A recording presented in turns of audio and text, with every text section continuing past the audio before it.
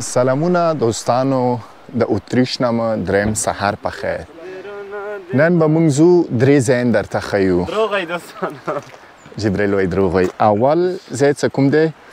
اویا سرسي دې ځای نه داسې یو ساعت یو نیم ساعت لاره ده. هغې نه بعد به ځو ویلج ته. ویلج یو ښار دی، اویا سرسي نه داسې نیم ساعت لاره ده، لاندې د سلوانیا خواته ده. او هغې نه بعد یو بل غټ ښار دی کلاهنفورت. کلاهنفورت ام ورد سی. نو هغه د ویلج نه یو ساعت یو نیم ساعت لاره ده ښه. نو تر اخره پورې راسره اوسئ، ټول به درته ښیم انشاءالله. دا چیرته چې زه اوس ولاړ یم دا په لیک اوسیاس په نوم باندې یادیږي. لیک اوسیاس نوم دې ځای نه څلوېښت دقیقې سلوانیا ته لاره ده او دا په اتریش په کونس کې دی. مثلا جرمني نه راځي ټول داسې تېرېږي اتریش په کونس کې دی.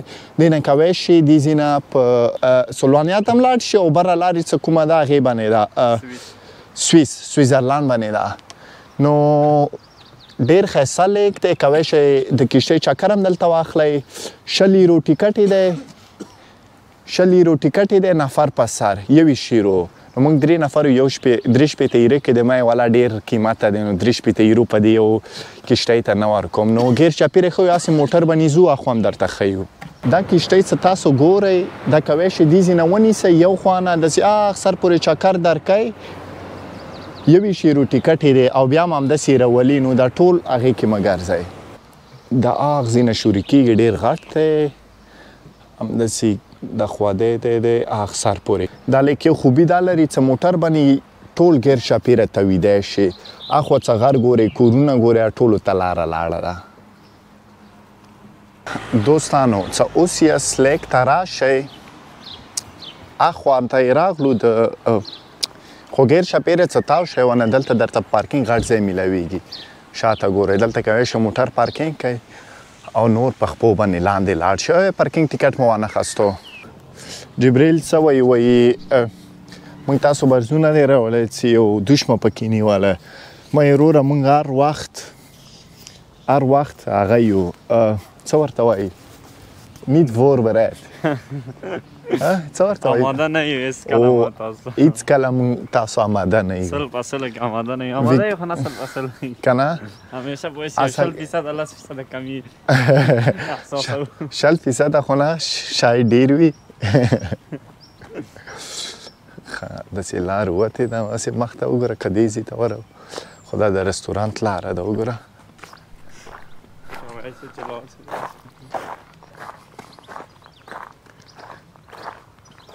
اوسیاس لیک نه روان شو کلاهنفورت ته ځو. کلاهنفورت دې ځای نه داسې وایي چې 3 پاوه لاره ده خو یو ښه والی دی هغې کې چې هلته ډېر د حلال ځای رستورانتونه شته دی.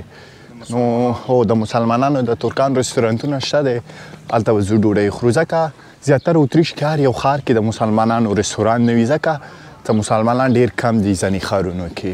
دلته دونه په اسانۍ خلکو ته اسناد نه ورکوي، هغه نه ورکوي نور پوه شې ځکه ډېر کم دي نسبت پوه شې مثالا فرانسه کې وګورې، جرمني کې وګورې، بلجیم کې وګورې، دا ځایو کې بیا ډېر دي ځکه هلته اسناد ورکوي خلکو ته، هغه ورکوي والدوی اسناد نه ورکوي ځکه پوه شې د وطن یې دونه ښکلی پاتې.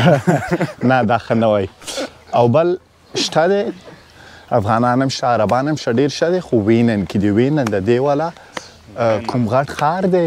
دوستانو کلاهنفورت کې مې ډوډۍ وخوړه لکه مخکې مې تاسو ته ویلو چې دلته حلال رستورانتونه دي، کوی شئ دلته ډوډۍ وخورئ. اوکې وایي د سپي نن اوله ورځ ده چې هغې کې اچولی دی. انجوای کې خپل لایف بطخې پسې ور روان دی خو نه یې پرېږدي ګوره. ډینر Yeah, he want to grab it. مې د شپې خوراک دی غواړي ونیسي بطخې پسې ځي خو. What's his name? Henry. Okay. And are you guys from here? No, we are from Germany. Germany. دا خلک we are from Afghanistan. Okay. Yeah, but we live in Belgium, so Belgium. Yeah, Belgium. So, not so far. No, just 13 hours driving and You stay in Austria. Henry? Sorry? You stay here in Austria? Yeah, it's been my 4 days here and it's everywhere beautiful.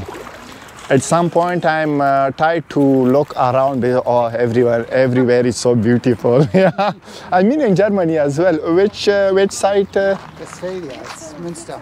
Ah, Near, 160 kilometers above Cologne.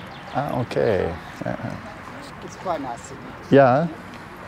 Okay, enjoy the rest of your day. Take care. Bye bye. سپی بطخې پسې روانو خو مالک یې نه پرېښودو که نه وګوره ډېر ښایسته داسې دروازه غوندې ده بنده ده برو نه ولې بنده بنده ده ته راشه ګورې ښه دا دروازه یې بنده ده نشي کوی ورشي خو دا د کوم کښتۍ والا ځای دی څه دیز نه کښتۍ ته به راکېږي